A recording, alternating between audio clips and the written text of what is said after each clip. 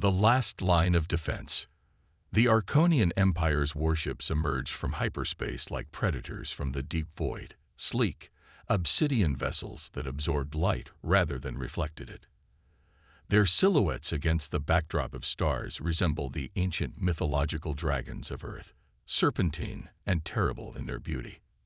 For 3 standard years, the Arconians had expanded across the Orion arm of the galaxy, their technology and military prowess seemingly unstoppable. 27 civilizations, some with histories spanning millennia, had fallen before their onslaught. Some had fought heroically, their defense fleets vaporized in flashes of plasma and radiation. Others had attempted to parley, only to become vassals, their resources strip-mined to fuel the ever-growing Arconian war machine. On the Coalition Station Harmony, ambassadors from the last 17 free species gathered in emergency session. The station, once a symbol of cooperation and peaceful exchange, now served as the final refuge of desperate hope. Its habitat rings spun slowly around a central axis, generating artificial gravity that felt too heavy for the dire conversations taking place within. Ambassador Axal Voth of the Tellarate Confederation rose from his seat, his scaled skin reflecting the harsh lighting of the chamber. His voice, normally melodious, cracked with strain. The Arconians have breached the Rigel defense line. 3 billion Myroni are now under their control. Their industrial capacity exceeds our combined output by a factor of 17. He paused, mandibles clicking in what the universal translators registered as profound distress. The Coalition's strategic AI gives us 48 standard days before total defeat. Murmurs of despair rippled through the chamber. Some ambassadors turned to their neural interfaces, confirming the devastating projections for themselves. The data didn't lie. The United Galactic Coalition, which had maintained peace among the stars for 12 centuries, faced extinction. Their phase-shifted shields render our weapons useless, said Ambassador Jen of the Silicon Mines, her holographic form flickering slightly. Their quantum disruptors neutralize our defenses. We have no technological advantage remaining. Silence fell over the assembly, heavy with the weight of impending doom. Then Ambassador Ilara Johansson of Earth cleared her throat. Unlike many of the others who had arrived with entourages of advisors and security details, she sat alone, dressed in the understated gray uniform of the Terran diplomatic corps. "There is one option we have not considered," she said, her voice soft yet somehow filling the chamber. Ambassador Graxtil, whose methane-breathing species had lost 3 colony worlds to the Arconians, made a bubbling sound that his translator rendered as derision. "The humans, your species has been interstellar for barely 2 centuries. What could Terra possibly offer against the Arconians?" Johansson didn't flinch at the dismissal. Humans were accustomed to being underestimated by the older species. It had been that way since Earth's first contact with the galactic community. "The TDF Thunderchild," she replied simply. On cue, the chamber's central holographic projector activated, displaying a ship that caused several ambassadors to lean forward in surprise. The vessel was unlike any in the Coalition's combined fleets, where most ships of the line were sleek and graceful. The Thunderchild was angular, with armor plating that seemed deliberately asymmetrical. Various protrusions and modules dotted its hull in patterns that defied conventional naval architecture. "This appears primitive," observed the Centaurian ambassador, his cybernetic eyes whirring as they zoomed in on the projection. "By design," Johansson replied. "The Coalition has approached warfare with elegant solutions, refined over centuries of peaceful progress. Humans," she paused, choosing her words carefully, "we came to the stars differently." An uncomfortable silence followed. It was an unspoken truth of galactic politics that humanity's ascension had been unusual. While most species discovered faster-than-light travel after achieving world peace and unity, humans had done so while still divided, competitive, and all too familiar with conflict. "The Thunderchild represents a different philosophy of warfare," Johansson continued, "one developed by a species that spent most of its history fighting itself. And this makes your vessel superior. asked Ambassador Jen skeptically. Not superior, different. Johansson nodded to a corner of the chamber where a figure had been standing silently. I believe Commander Hayes can better explain. Commander Sophia Hayes stepped forward. Unlike the ambassador's diplomatic gray, Hayes wore the deep blue and silver of the Terran Defense Force. Her posture spoke of military discipline, but her eyes carried something else, a determination that many of the long peaceful coalition species had forgotten. The Thunderchild was built for one purpose, Hayes said without preamble: to fight enemies that cannot be defeated by conventional means. She tapped her wrist interface, and the hologram shifted, displaying the ship's specifications, or at least those the Terran government was willing to share. Several ambassadors gasped at the readings. "This isn't a warship," protested Exalvov. "It's a flying experiment." "Exactly," Hayes nodded. "The Arconians have perfect formations, flawless tactics and technology that's advanced along the same development path as yours. But they've never faced humanity's approach to warfare." "And what approach is that?" asked Graxtil, his translator unable to fully convey the skepticism in his bubbling speech. Hayes smiled slightly. "Evolutionary chaos." The explanations that followed shocked the coalition representatives. While their civilizations had developed space warfare along elegant, predictable lines, humans had approached it with the messy, redundant, often contradictory methods that had characterized their terrestrial conflicts. The Thunderchild carried experimental weapons based on theoretical physics that the coalition scientists had deemed too unpredictable to pursue. "What you're suggesting is madness," said Ambassador Jen after Hayes had finished. "Deploying untested weapons against the most powerful military force in the quadrant. When conventional tactics fail, madness becomes strategy," Hayes replied. "The Thunderchild can be at Proxima Centauri in 36 hours. That's where our intelligence suggests the Arconians will strike next. Proxima is a key strategic junction," confirmed the coalition's military advisor. "If it falls, the Arconians gain access to 7 core worlds." For several tense minutes, the chamber erupted in argument. Some demanded that the coalition throw its remaining fleets into a conventional defense of Proxima. Others insisted on pursuing diplomatic solutions, despite 17 failed peace missions. A few suggested surrender might preserve at least some autonomy. Through it all, Hayes stood silent, her expression unreadable. She had seen this before, the political wrangling that accompanied humanity's offers of military assistance. The older species were proud, and the idea of being saved by newcomers was difficult to accept. Finally, Grand Arbiter Celine of the Coalition rose from her seat, bringing immediate silence to the chamber.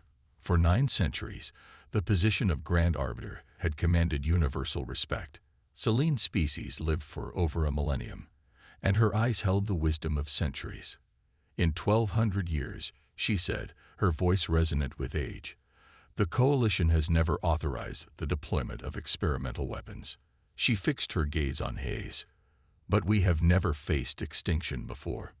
With a gesture that carried the weight of law throughout 17 worlds, she nodded. "The Coalition authorizes the deployment of the TDF Thunderchild to Proxima Centauri." Hours later, in the Thunderchild's briefing room, Commander Hayes addressed her senior officers. The faces around her reflected Earth's diversity. Humans from every continent, along with third-generation colonists from Mars and Europa. "The situation is simple," Hayes said, activating the tactical display. "The Coalition is losing this war because they fight in ways the Arconians understand and can counter. Our advantage isn't superior technology or numbers." She looked around the room, meeting each officer's gaze. "Our advantage is that we're unpredictable." Lieutenant Commander Rashid, the ship's chief engineer, spoke up. "What about the chaos protocols?" "They've never been field-tested." Hayes nodded. "That's about to change. The Thunderchild was built for exactly this scenario." She tapped the display, zooming in on Proxima Centauri. "According to intelligence, we'll face at least 50 Arconian capital ships, including 3 of their dreadnoughts." "Odds?" asked Lieutenant Park. Tactical Officer. Hayes smiled grimly. Conventional analysis gives us a 12% chance of survival, much less victory. The room fell silent. Then Chief Medical Officer Chen laughed softly. So better odds than the Battle of Titan. A ripple of dark humor spread through the officers. The Battle of Titan had been humanity's first major space engagement against a rogue AI fleet that had broken free from its creators. The odds had been calculated at 8%. Humanity had prevailed. Exactly, Hayes said. We'll reach Proxima in 32 hours. Until then, all departments prepare for full chaos mode operations. Engineering will randomize shield frequencies according to the Fibonacci protocol. Tactical will prepare all experimental weapon systems, prioritizing the quantum displacement array and the void lance. As the officers dispersed to their stations, Hayes remained in the briefing room, studying the holographic projections of the Arconian fleet. She had spent her entire career preparing for this moment. The opportunity to prove that humanity's unique approach to warfare could change the galaxy's balance of power. The Arconians had never faced an enemy like humanity before. They were about to learn what Earth's long, violent history had taught its children. Sometimes the most dangerous enemy isn't the most advanced, but the most adaptable. As the Thunderchild accelerated toward Proxima Centauri, its experimental drive leaving a distortion in space-time that defied conventional detection, Commander Hayes made a silent promise to the 17 species counting on her crew. The Arconians' undefeated streak was about to end. Humanity's answer. The Proxima Centauri system blazed with weapons fire. Arconian warships moved in their characteristic perfect formations, mathematically optimized battle groups that had conquered 27 civilizations. Against them, the remnants of the Coalition Defense Fleet fought with desperate courage, their elegant vessels falling one by one to the overwhelming firepower of the invaders. From the command deck of the Arconian flagship Inevitable Dominion, Supreme Commander Vexar watched the battle with cold satisfaction. His species' naturally compound eyes allowed him to simultaneously monitor multiple tactical displays without the neural enhancements required by other races. The Coalition's defensive line is collapsing in sectors 3 through 7, reported his tactical officer. Their flagship has suffered critical damage. Vexar made a gesture of acknowledgement, his exoskeletal arm moving with precision. As predicted, their tactics remain consistent with historical data. The Arconians had risen to power through superior analysis as much as superior technology. Their vast predictive engines could calculate an enemy's likely responses with 99.7% accuracy. When you could predict every move your opponent would make, victory was inevitable. Supreme Commander, his sensor officer interrupted, voice carrying the clicking undertone of confusion. We're detecting an anomalous reading at the system's edge. Vexar turned his attention to the long-range sensors. Identify. Unable to classify. The signature doesn't match any known configuration. The officer's mandibles clicked rapidly, a sign of agitation. It appears to be changing. Before Vexar could respond, a new vessel burst into the battle space. Unlike the sleek designs of the Coalition or the predatory silhouettes of the Arconian fleet, this ship moved in ways that seemed to defy the laws of physics. Its drive signature fluctuated wildly. Its shield harmonics shifted in patterns that made no logical sense. Terran vessel identified, reported the intelligence officer. Designation: Thunderchild. Vexar had studied the humans since their emergence onto the galactic stage. A young species, barely 2 centuries into faster-than-light travel, technologically inferior to both the Coalition and the Arconian Empire. By all strategic calculations, they should be irrelevant to this conflict. A single vessel. He clicked in derision. Target and destroy. But targeting the Thunderchild proved unexpectedly difficult. The human ship didn't move according to optimal patterns. Instead, it jerked and weaved through space, accelerating and decelerating in ways that stressed its structural integrity to theoretically dangerous levels. Their maneuvers are irrational, complained the tactical officer. The predictive engines cannot establish a targeting solution. For the first time in his long career, Vexar felt a flicker of uncertainty. His species had conquered the stars through perfect rationality and predictability. The humans seemed to operate on entirely different principles. Aboard the Thunderchild, Commander Hayes stood at the center of controlled chaos. The bridge hummed with activity, officers calling out reports and status updates in the clipped, efficient language of the Terran Defense Force. Chaos Protocol Alpha engaged, announced Lieutenant Park. Shield frequencies randomizing. Engineering reports the quantum displacement array is charged at 87%. Added Lieutenant Commander Rashid. Void Lance standing by. Hayes nodded, her eyes fixed on the tactical display. The Arconian fleet was adjusting, trying to isolate and surround the Thunderchild. Their movements were perfect, too perfect. Execute maneuver pattern eco-randomize, she ordered. The helmsman's fingers flew across his controls.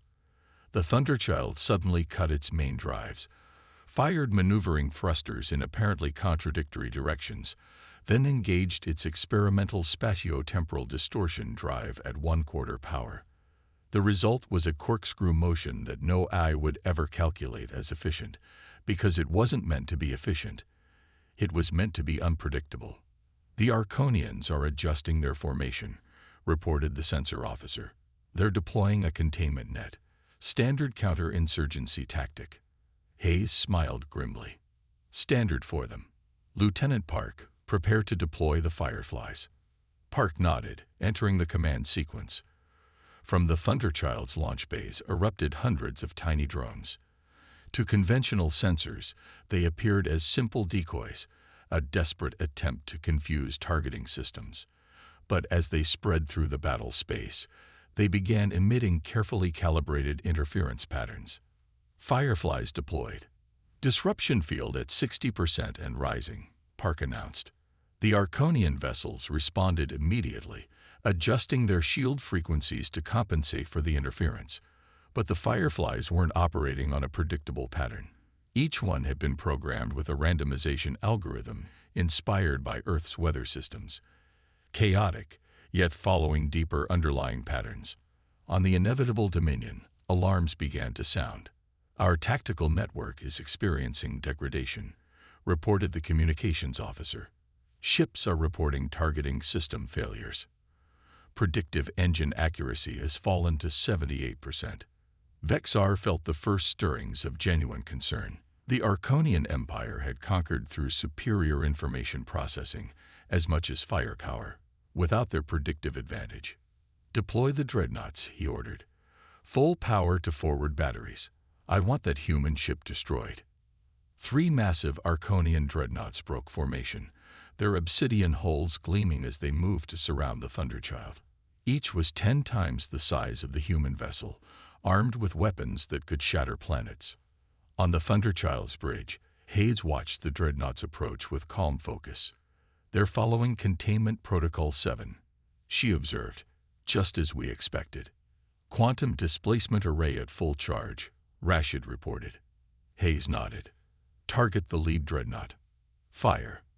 For a moment, nothing seemed to happen. Then a beam of nothingness shot from the Thunderchild's main array. Not energy, but its absence. Where it struck the lead dreadnought, space itself seemed to fold. A sphere of absolute darkness expanded from the point of impact, consuming the mighty warship without explosion or debris. On the remaining Arconian vessels, sensors went wild. Impossible, breathed Vexar, all 4 of his arms tensing in alarm. What weapon is this? His science officer's voice shook. It appears to be a localized quantum displacement effect. It's creating a temporary fold in space-time. Can we counter it? Unknown.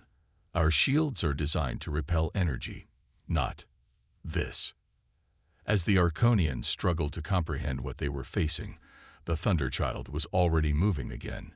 Its seemingly random course now revealed a deeper purpose. It had positioned itself precisely between the 2 remaining dreadnoughts. Void Lance charge, announced Park. Hayes gave the order. Fire. This time, The weapon that deployed was visible, a concentrated beam of energy so dense it appeared solid. But unlike conventional energy weapons, this beam didn't impact the target's shields. Instead, it passed through them as if they didn't exist, striking the dreadnought's hull directly. Where it touched, matter simply ceased to exist, carved away with surgical precision. The mighty dreadnought, pride of the Arconian fleet, suddenly found itself bisected. Its power core destabilized, and moments later, it detonated in a flash that temporarily blinded sensors. The third dreadnought immediately reversed course, attempting to regroup with the main fleet. But the damage to the Arconian command and control network was spreading. Without their predictive advantage, the invincible conquerors found themselves in unfamiliar territory, facing an enemy they couldn't predict. All Arconian vessels are adjusting their shield configurations, reported the Thunderchild's sensor officer. They're attempting to adapt to our weapons. Hayes nodded. As expected, execute attack pattern Chaos Prime. What followed defied conventional military doctrine. The Thunderchild didn't focus on destroying the maximum number of enemy vessels. Instead, it seemed to deliberately target ships at random, using different weapons each time. Some Arconian vessels were disabled by electromagnetic pulses that bypassed their shielding. Others found their navigation systems compromised by targeted data packets that exploited previously unknown vulnerabilities. On the inevitable Dominion, Supreme Commander Vexar faced the unthinkable. The prospect of defeat. Our fleet cohesion is falling below operational parameters, reported his tactical officer. The human vessel isn't following any recognizable attack pattern. The predictive engines cannot establish countermeasures. For the first time in the history of the Arconian Empire, Vexar gave an order he had never anticipated. Signal all vessels. Tactical withdrawal. As the Arconian fleet began its retreat, the coalition forces, seeing the impossible turning of the tide, rallied. What had been a desperate last stand transformed into a counterattack. Though still outgunned, the coalition ships now moved with renewed purpose, coordinating their attacks with the unpredictable movements of the Thunderchild. 3 hours later, the battle was over. The mighty Arconian invasion force had retreated, leaving behind disabled vessels and debris where once had been an invincible armada. The coalition had suffered heavy losses, but Proxima Centauri and the path to the core worlds remained secure. On the station Harmony, the Coalition Council gathered once more, this time with Commander Hayes standing at the center of the chamber. The holographic displays showed the battle analysis, with particular focus on the Thunderchild's unconventional tactics. Grand Arbiter Selene spoke for all present. Commander Hayes, the Coalition owes you and your crew a debt that cannot be measured. You've done what we thought impossible. Hayes nodded in acknowledgement. The Thunderchild was built for exactly this scenario. The Arconians aren't invincible. They're predictable. And predictability can be exploited. Your weapons. Ambassador Xalvoff began, his scaled skin flushed with excitement. The quantum displacement array, the Void Lance. These defy our understanding of physics. Not defy, Hayes corrected gently. Expand. Humanity approached physics differently than the Coalition or the Arconians. We pursued avenues of research that seemed inefficient or unpredictable. Because of your history of conflict, observed Ambassador Jen, her holographic form now stable and bright. Yes, Hayes acknowledged without apology. Humanity's path to the stars was different from yours. We carried with us the lessons of thousands of years of warfare. The Thunderchild represents the application of that knowledge, not just in weaponry, but in tactics and thinking. Ambassador Grax Till, who had been most dismissive of human capabilities before the battle, made a bubbling sound that his translator rendered as humble appreciation. Your species has given the Coalition something we had lost: hope. In the days that followed, as news of the battle spread across Coalition space, the perception of humanity underwent a profound shift. Once seen as primitive newcomers, humans were now recognized as vital allies with unique strengths. The Terran Defense Force offered to share some of its technology and tactical doctrines, while the Coalition provided access to its vast scientific knowledge. The Arconian Empire, for its part, sent diplomatic envoys for the first time in its history. The Battle of Proxima Centauri had demonstrated that their strategy of inevitable conquest was no longer viable. New calculations were required. 6 months later, Commander Hayes stood on the observation deck of the newly commissioned Thunderchild II, looking out at the combined fleet exercises taking place in the Ta-CD system. Coalition vessels now incorporated elements of human design philosophy, while Terran ships benefited from Coalition engineering. Lieutenant Commander Rashid joined her at the viewport. The Coalition captains are still struggling with the Chaos protocols, he observed with amusement. Hayes smiled. They'll learn, just as we're learning from them. She turned from the viewport to face her old friend. The Arconians won't stay defeated forever. They're adapting, studying what happened at Proxima. But they'll never fully understand our approach, Rashid replied confidently. Their entire civilization is built on predictability and pattern recognition. Perhaps. Hayes wasn't so certain. If humanity had proven anything in Proxima, it was that adaptation was the true key to survival. But we can't rely on the same advantage twice. That's why the Thunderchild II carries an entirely new suite of experimental systems. As if on cue, their wrist communicators chimed with a priority alert. A Coalition long-range patrol had detected Arconian vessels testing new drive signatures on the edge of explored space. Hayes and Rashid shared a look of grim determination. The Battle of Proxima Centauri had changed the galaxy forever, but it was only the beginning of a new chapter in interstellar conflict. Humanity had proven its worth as defenders of the Coalition. Now they would need to prove their adaptability once more. The galaxy was learning what Earth had known for millennia. The most dangerous force in warfare isn't superior numbers or technology, but the ability to change, to evolve, to embrace chaos as a strategy. The Arconians had been unstoppable until they met humanity. Whatever came next, the stars would never be the same.